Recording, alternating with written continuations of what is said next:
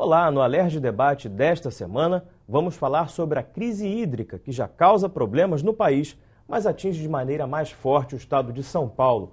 Participam conosco dessa conversa os deputados Luiz Paulo e Paulo Ramos.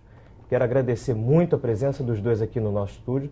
Deputados, São Paulo fez a proposta de fazer uma transposição do Rio Paraíba do Sul para alimentar o sistema Cantareira. O Rio vetou essa proposta. Na opinião dos dois, isso seria viável? Isso iria prejudicar o Rio de alguma forma? Bom, em primeiro lugar, dizer que nós não podemos encarar a questão da água como sendo uma competição entre Rio e São Paulo. Que a população de São Paulo, assim como a população do Rio, ambas merecem todo o respeito. Não é porque sejamos aqui deputados pelo estado do Rio de Janeiro que vamos pretender sugar toda a água que vem de São Paulo em detrimento também do atendimento à população daquele estado.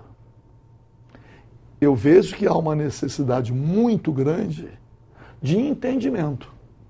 Quer dizer, o governador do estado do Rio tem a obrigação de buscar um entendimento com o governador de São Paulo, exatamente para uma análise com a Agência Nacional de Águas de todas as potencialidades, de modo a que a população seja atendida.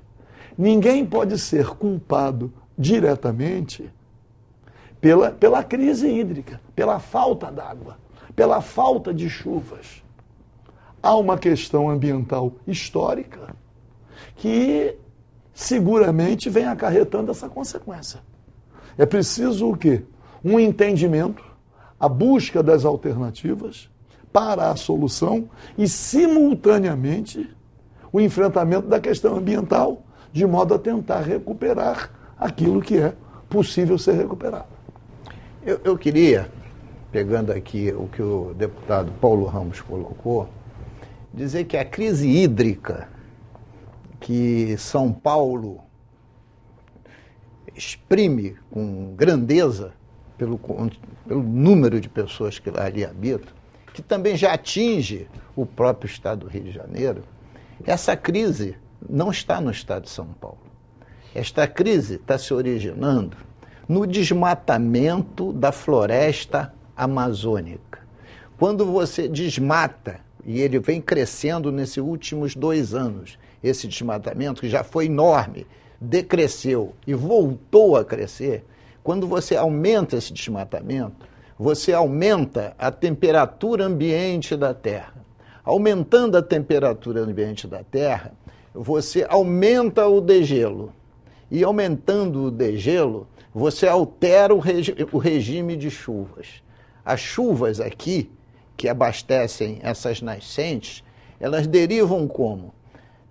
A massa de ar frio vem carregando tudo aquilo que vai se transformar em chuva, é barrada pela Cordilheira dos Andes e vai se transformar em chuva. Se você desmata, você mexe com esse processo de evaporação, se você acelera o degelos das grandes geleiras, você altera esse regime de chuvas. O que nós estamos vendo no nosso país é cada vez mais acentuado a alteração do regime de chuvas. E com isso, você começa a ter uma luta fratricida entre estados co-irmãos, o que não é justo. Então você tem que ir à causa. Quando a gente diz que o responsável por a crise hídrica não é o governo de São Paulo somente, é também a União e é o conjunto dessa produção industrial louca e esse desvario que é o descontrole dos desmatamentos, é aí que está a matriz. Porque você for verificar, a nascente do Rio São Francisco, uma das nascentes, felizmente não é uma só, uma das nascentes do Rio São Francisco está sem nenhum filete d'água, né? Então você imagine daqui a pouco, com esse desmatamento, se isso atinge as nascentes do próprio Rio Amazonas. Então o problema é mais sério, é mais sério.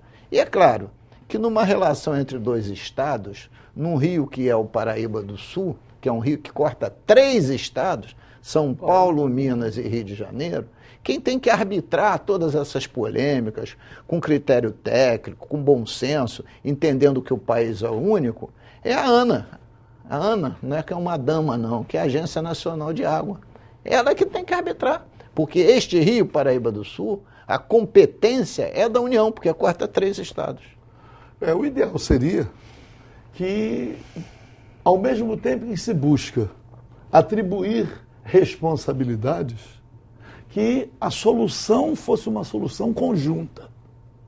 A questão do desmatamento da Amazônia é uma questão conhecida, porque o desmatamento se dá, primeiro, para a exploração da madeira, segundo, para a agropecuária. Quer dizer, o Brasil vem ampliando a sua extensão de terra para a criação de gado e para a plantação de soja e milho. O Brasil passa a ser o maior exportador mundial de carne, o maior exportador mundial de couro, porque tira o couro do boi, e o maior exportador também de grãos. Todas as atividades que consomem muita água. Então, é uma situação muito complicada, porque existe a questão da chamada balança comercial. Esse modelo econômico, essa relação mundial de trocas, isto representa uma grande arapuca, que precisa também ser, esse modelo tem que ser discutido. Mas eu me lembro, deputado Luiz Paulo, dizer que eu, quando fui deputado federal, eu apresentei um projeto de lei, obviamente que fui mal sucedido, que proibia a exportação de madeira. Está proibida a exportação de madeira. Por quê? Porque a exportação ainda se dá de forma clandestina. As madeireiras estão lá destruindo a floresta. Então, tem muita gente para destruir e há impossibilidade ou dificuldade de fiscalizar, mas, simultaneamente, exigências outras que fazem com que os governos capitulem. É interessante tocar nessa questão do desmatamento porque a gente está indo à origem do problema, né? E pouco se discute na mídia, pouco se coloca a origem desse problema. A partir desse fato, que a gente já pode considerar a maior crise hídrica dos últimos 20, 30, 40 anos, talvez até mais, a partir desse fato, vai se atentar mais para esse desmatamento da Amazônia? Como essa questão é mais séria do que parece ser? Olha só, eu estou enfocando, junto com o deputado Paulo Ramos, a questão do desmatamento na crise hídrica, porque este é o cerne da questão. Você pega a região metropolitana, ela não para de crescer. E quando ela vai crescendo, se expandindo, ela vai desmatando a nossa Mata Atlântica, que tem resíduos. E agora na região serrana também vai se entrando dentro dela. E quando não se entra, tem as famosas queimadas que derivam da crise hídrica, da seca, que também avançam sobre a Mata Atlântica. A Mata Atlântica, ela não diria a você que ela mexe no regime hídrico, mas ela pode até mexer com uma pequena parcela, mas ela protege as nossas nascentes e deixa de proteger. Então essas nascentes também secam, né? Porque elas deixam de ter essas contribuições, essa proteção natural. De outro lado, e o Paulo Ramos abordou bem, o agronegócio e as madeireiras devastam a floresta amazônica, né? E aí mexe, de fato, no regime das chuvas e aumenta, inclusive, a temperatura da terra, também mexendo nos degelos, naquelas correntes frias, etc, etc. Ora, então, este processo é que gera essa grande crise hídrica. Quem está no Brasil nesse momento? Né? Al Gore, que foi vice-presidente dos Estados Unidos. O que ele está falando aqui e correndo o mundo para dizer para as pessoas, que ele chama de treinamento, mas tentar mostrar para as pessoas que esse é o cerne da questão. Que se não se tentar acabar ou minorar esse problema, não se resolve. Mas ele aborda somente com um aspecto, que é o aspecto mais global, que é os combustíveis fósseis. Se nesse século Olha que a meta é longeva, né?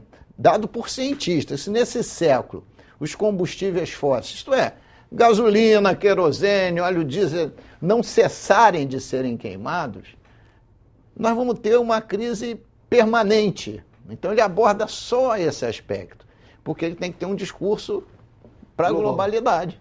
Mas no nosso país, a questão central é o desmatamento.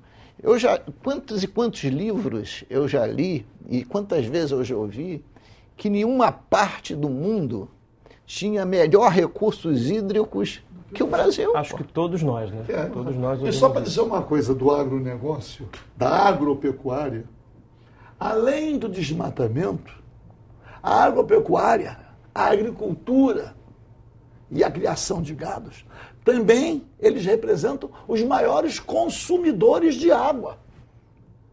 Em relação ao gado, a contribuição para o aquecimento global ainda se dá, veja bem, que me perdoem os telespectadores, através do pum do boi. É tanto boi emitindo gás que os satélites já detectaram. Quer dizer, então, desmata, tem consequência. Cria o gado e planta extensões imensas, consumindo muita água, mais do que o consumo humano. E ainda vem a quantidade de boi dando pum e contribuindo negativamente para o aquecimento global. Então, é uma irracionalidade, que tem que ser enfrentada. Agora, para ser enfrentada, tem que mudar o perfil da nossa economia. Não pode continuar nesse rumo. Tem que criar alternativas para que o Brasil possa, no comércio exterior, se inserir com outros produtos. Porque é duro verificar que o Brasil é o maior exportador de carne, mas a fome ainda é um dos principais problemas do país. Exporta couro e importa sapato. A nossa indústria de calçados está aí enfrentando dificuldades. Tá certo. A gente vai fazer um pequeno intervalo, a gente continua falando desse assunto no próximo bloco. O Alerj Debate vai para o intervalo e a gente volta daqui a pouquinho. Fique com a gente.